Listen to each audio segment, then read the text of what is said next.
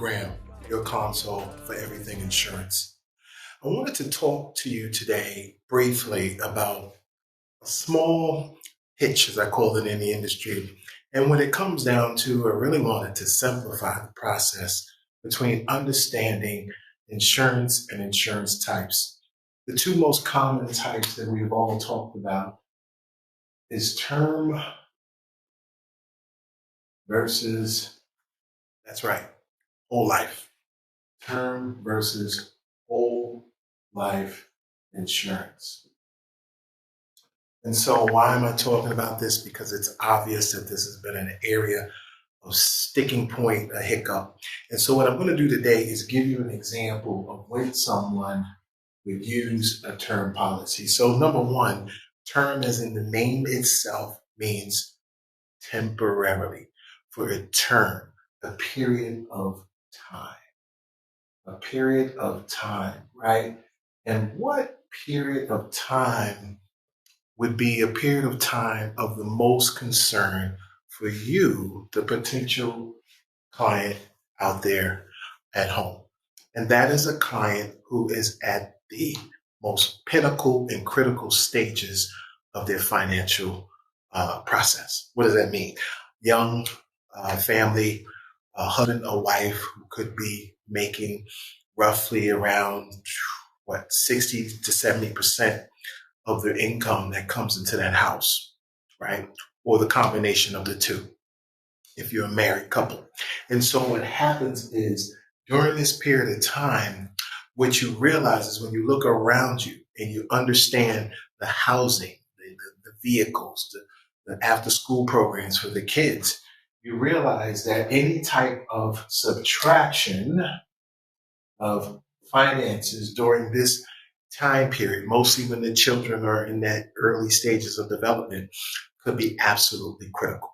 Because a term plan is looking at the three things that make everything go round. That is your housing situation, excuse my little house. You have your vehicle, your car, right? And all the little necessities of life that goes on around the family structure, okay? And in this process, there is a time period where your insurance is absolutely critical to have. So my general law of numbers is multiply your base salary times 3, and that is the type of term plan that you want to have. Why do we say that? Because we always say that the average family is 2 to 3 paychecks away from going bankrupt. Well, in a similar fashion, 2 to 3 annual salaries to absolutely rectify any of these liabilities and debts that you may have to absolutely go away. What are we talking about? Well, we don't want to leave mama or papa with a big house payment, a bunch of car notes, and and credit card debts and things like that, because we know that this would absolutely cripple the family structure. So this is why someone would do term. All right. Now, another example of a term you have to understand is that this period of time is a limited time period. It's usually covering your 20 to 25 year period. And the reason why you cover that particular time period, because that's usually the time your children are still young, they're still growing, they're still developing, and mom and dad is pretty much carrying the boatload of the responsibilities of the financial bills. So this is an absolute must for someone who has nothing. I'm going to repeat that, for someone who has nothing. Now, the new craze that's going on right now, people are talking about converting a conversion policy, and we'll talk about that in a little bit briefly. But let's look at what we call a whole life plan. And that's exactly what it means. Your whole entire life. This policy will genuinely never go away. Why I say generally? Because obviously you still have to be responsible for the premium payments. So as long as we're making the premium payments, and which you probably know that's important, this policy will stay with you for your entire life. Now, what are some of the benefits between a term and a whole? Obviously, term policies are a little more cost effective They don't cost as much because, again, you're talking about a temporary policy versus a whole policy, which may be a little more costly because it stays with you for the lifetime of the event. Another major difference between a term and a whole life policy is that as the term begins to diminish, like you've heard scenarios where you say, man, grandpa or papa's policy, when I checked at the time of death, was like $2,000 or 1,500 grand. I thought he had this $30,000 or $50,000 policy. Well, the reason why it's called term is because every year that the client ages up, meaning 5 years, 10 years, 15 years, the actual value of the policy is going down. And it ends up decreasing and decreasing and decreasing and decreasing until there's nothing. Now, what is the concept of that? Well, the concept of that is under a responsible financial household, as you get older, your debts are supposed to be going down. And that's the reality of it. So meaning that the house that you bought way back when for $250, in 20 years should only be maybe only owe $50,000 on the house at the time. Maybe you only owe $20,000, or, car notes are literally disappearing, and you may have own your vehicles out right now, and you're not really paying the type of income that you paid when you first bought this term policy. So yes, does a term have a place? Of course it does, because I'm going to always tell you it's better to have something than to have nothing at all. Okay? The whole life, again, doesn't go away like a term, and actually the opposite happens in the whole life. As the older the policy gets, and the more you pay down the policy, you end up having what we call cash value. Yes, the cash value and the strength of the policy actually gets stronger as the years go up, because now, because of your premiums, you see, you got to understand something, guys. An insurance policy takes a risk, calculated risk, but nevertheless a risk when they insure you. See, a lot of people say, well, I'm losing, I can't afford this or I can't afford that. But can you imagine what happens to an insurance company that gives you a $50,000 to $100,000 policy and that person passes away in year 5? Yeah. So that means you only paid 5 years worth of premiums, and that insurance company is on the hook for that $50,000. If you take out your, $5,000 in premium payments, which you probably haven't paid because you're looking at $50, $60. Remember, you're talking about young people, and don't think that young people don't expire.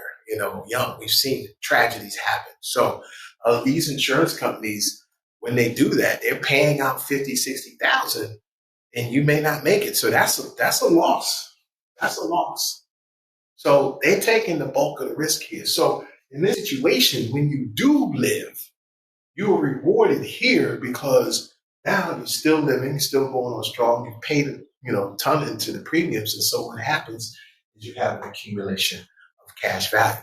That's why policies on this side of the wall, they may cost a little more on the front end, but on the back end, you win because now you have a bucket of what we call tax-free disposable income that could be used for various reasons, and you can always go into your whole life policy, and take money out. Now, on another preview on channel, I'll talk more specifically about the living benefits of life, and I do have other videos that go into the depths of that, a lot of the things you can do. But for right now, I just want us to understand the difference between a term and a whole life. So a whole life will last the client for the whole life.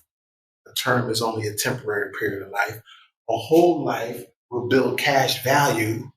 A term policy will diminish in value, right? A whole life, you can access income, and borrow against it. A term life, you cannot, okay? A whole life can be used as collateral, right, for expenditures and purchases. A term life technically has no value. It diminishes value. Again, both policies serving their purposes accordingly.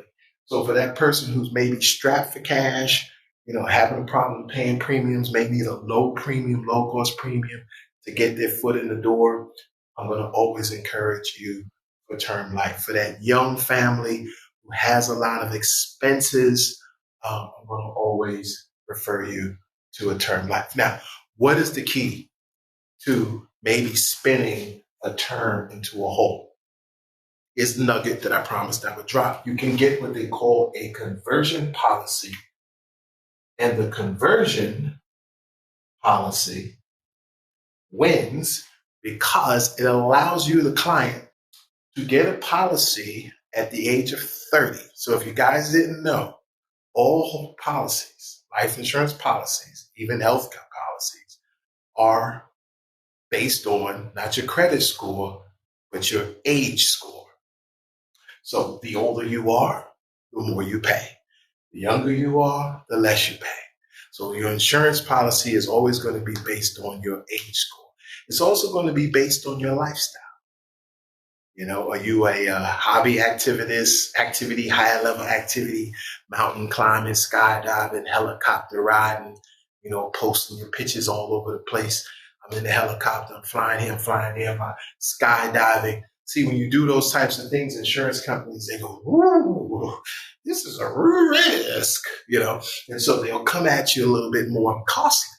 So you want to keep that in mind, but you also want to really understand a couple of things. Now, with a conversion policy, if I buy my conversion policy at 30, and I don't wish this on anybody, but let's say by the time I turn 40, you know, I develop diabetes or, God forbid, any other illnesses or sicknesses, high blood pressure, heart problems, whatever, they still have to honor me as a policy holder, meaning they can't now deny me for health reasons and come back and say, I'm sorry, you're out. We can't do nothing for you. So this is a win when you bet against time and chance.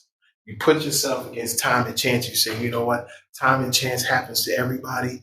I'm going to buy this policy now under a conversion concept. And in 5 years, when my money gets right and everything gets tight, I'm going to flip it into these juicy whole life plans that I hear Ron G talking about, because I like the cash value aspect. So that's when somebody would buy a conversion policy, and then they would eventually down the line flip it into a whole life. Now, let's be honest, they don't deny you. But at the same time, 30 is different than 40. Okay, so you will pay because you're 40, but you won't be blackballed from the game because of your health or medical reasons. Listen, guys, I hope this helps. Once again, I'm Ron G, your life consult, coming to you in the most simplest ways I know how, through live information and video. Peace, love. Everybody just do your thing. Wake up, today's gonna be a good day.